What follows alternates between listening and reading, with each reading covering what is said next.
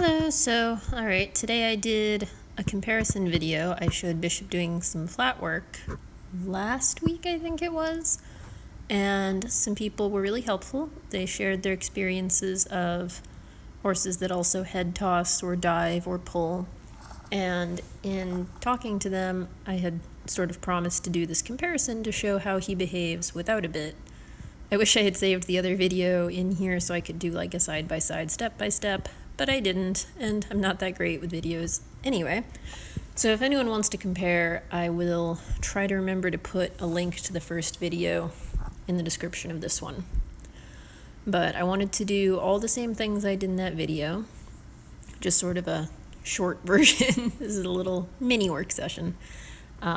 Bishop is wearing his hybrid halter, which he prefers to the bit a lot. We do use a bridle when we use a bit, and it's the best we've managed, but he still prefers not to have a bit. Anyone who follows my Tumblr knows sort of the longer story on how he was trained and became very just upset, stressed out by bits, expecting that they would hurt him. So you can see here, he's already kind of dropping into that working position. He's very comfortable doing that with the halter. He just kind of arches his neck, raises his tail up. He likes to look pretty. Here's that turn on the forehand on his good side. And you can see in the halter, on his good side, I don't even have to do that spiral in that I had to do before to kind of wind him up to it, keep his momentum going. He'll just do it on his good side, and he's very happy to do it. Here's his not so good side. You can see I'll lose him a little. He starts to do that backing up and pulling, and he's getting a little annoyed. So on the bad side, I would almost preferred to have spiral in, actually, I think, but here's the sitting trot. We were working on sitting trot in the other video, so I thought I'd show that again. You can see at the trot there, he still kind of pulls on me now and then. Obviously, I don't know what he's thinking. I'm not in his head. I sort of feel like he does it at the beginning just to check whether there's a bit, to see whether he'll feel something on his mouth if he does that, because he stops.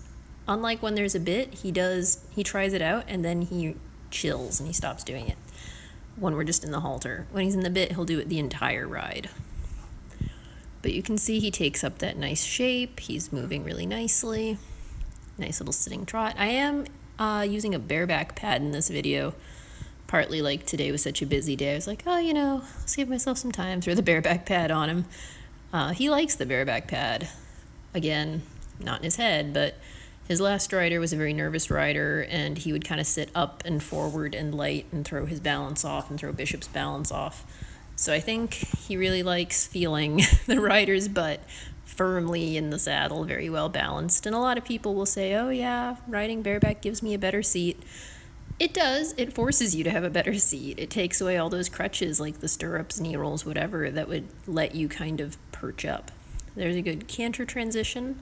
His canter transitions, again, are a lot better without the bit there to stress him out. And actually, they're a lot better bareback when it really forces the rider's butt to stay down. People have a tendency to perch forward and throw themselves forward. And for him, that throws him way off. He doesn't like that at all. So between the two, we got some really nice canter transitions. Bump, bump, bump. Okay. And then, like I did in the other video, once he's warmed up, I'll go back to those laterals again.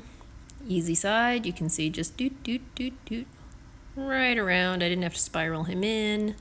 The head tossing stopped, just right around. Nice and easy. Oh, he's gonna give me a little tug there.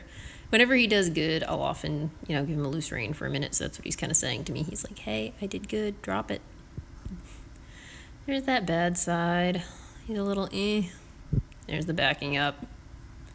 And I think if I remember right, I do actually, I'm going to spiral into it for his bad side to stop that backing up, to sort of start from a forward place and then slowly half halt the outside until we get that nice turn on the forehand on his stiffer side.